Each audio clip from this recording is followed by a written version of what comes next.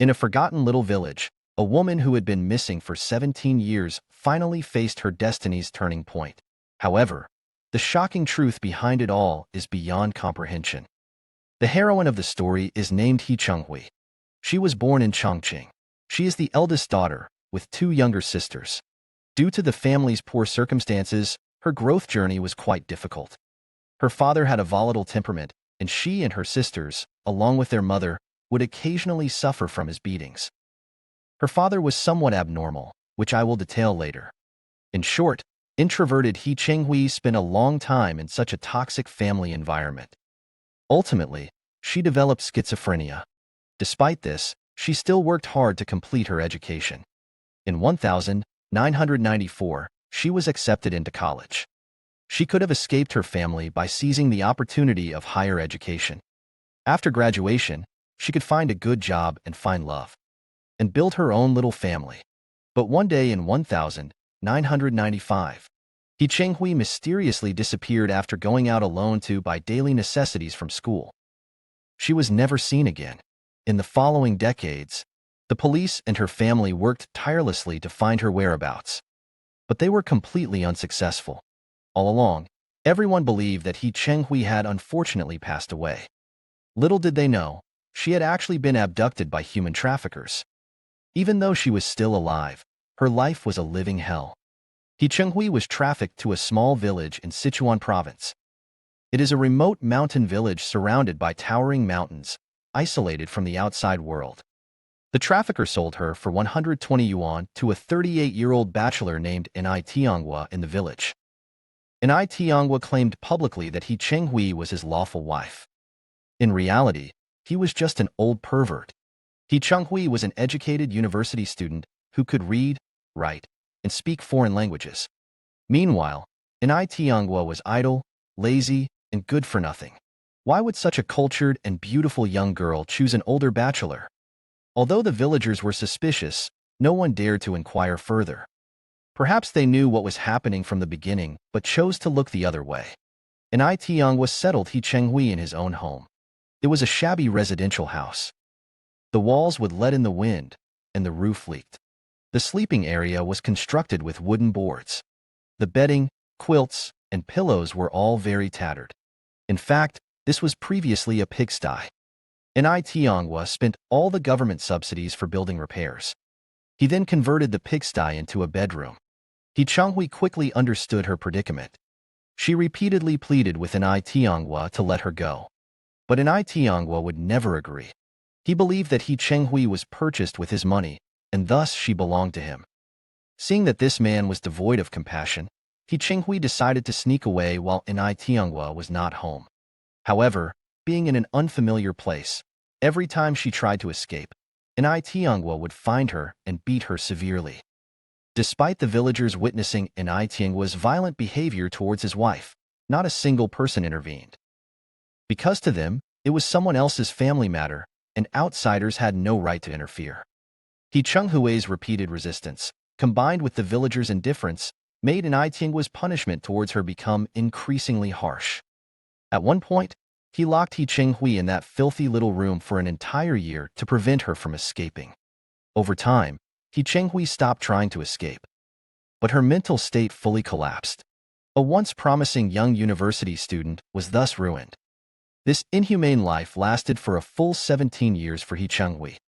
It wasn't until 2012 that someone informed the media about the strange couple situation. Facing the media's cameras, the villagers revealed their long-held suspicions. Where did He Chenghui come from? Why was she so educated? And how did she end up with Ni Tianghua? With these questions in mind, the reporters found the two parties involved. At that time, Ni Tianghua was already 55 years old. He Chenghui, meanwhile, looked much older and had a vacant expression. Ni Tianghua initially did not confess to his actions. Instead, he told the reporters that He Chenghui was very obedient and would quiet down upon hearing her name. But she might have some psychological issues. There was a chilling moment in the documentary. Ni Tianghua seemed to gently sit next to He Chenghui, combing her hair. He asked her, "Do you like me? Do you love me?" He Chenghui stared blankly, indifferent to all his actions. She repeated quiet denials under her breath. The reporters tried to communicate directly with He Chung-hui, but when asked about her identity, she seemed hesitant to speak. Her gaze was always looking off into the distance. Recalling Inai Tinghua's earlier comment about He Chenghui quieting down upon hearing her name, the reporters believed that Inai Tinghua's presence made He Chenghui wary. Thus, the reporters purposefully distracted Inai Tianghua and asked He Chenghui privately. Finally, they learned about her background. She clearly remembered her family address and her father's name, He Kaiji. The interview made a significant breakthrough. The reporters immediately set off to find He Chenghui's father. Years later, the He Kaiji family had long moved from their original residence. But with the help of neighbors, the reporters successfully contacted He Chenghui's father, He Kaiji. Upon hearing the news, He Kaiji met with the reporters along with his younger daughter. He confirmed that his eldest daughter had indeed been missing for over a decade. The reporters then provided earlier interview materials. He Kaiji instantly recognized the woman in the video as his missing daughter after 17 years. He was overcome with tears and quickly set up a reunion plan. The reporters worried that conflicts might arise between He Kaiji and Inai Tianghua during the reunion. So, they arrived at Inai Tianghua's home first. He had long known He Chenghui's parents' names and address, but he never considered contacting the police to return He Chenghui to her hometown. Inai Tianghua stated that he learned the address and contact details back in 2000. Inai Tianghua believed that He Chenghui was his property, purchased with his money, and he wouldn't let her go. Later, He Kaiji brought his younger daughter to the village. They reunited successfully with He Chenghui. Watching his purchased wife reunite with her relatives, Inai Tianghua shamelessly called He Kaiji dad. The two were not far apart in age.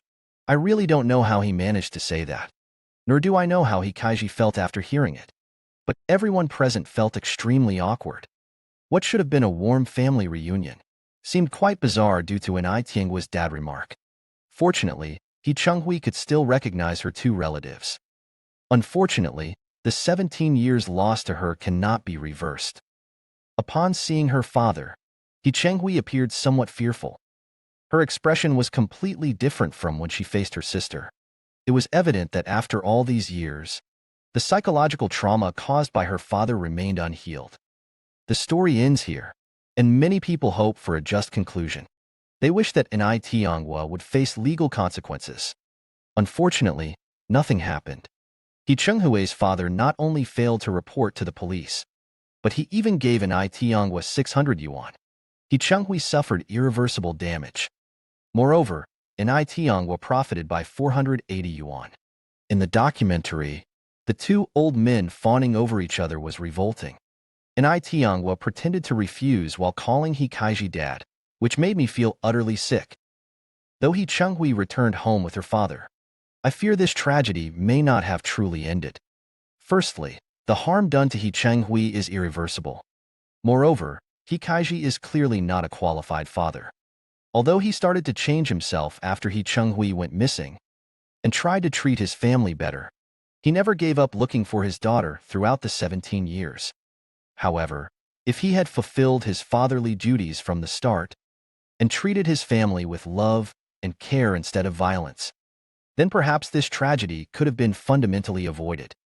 Alright, that concludes today's story. What are your thoughts on today's story? Thank you for watching, and please do not forget to subscribe to my channel.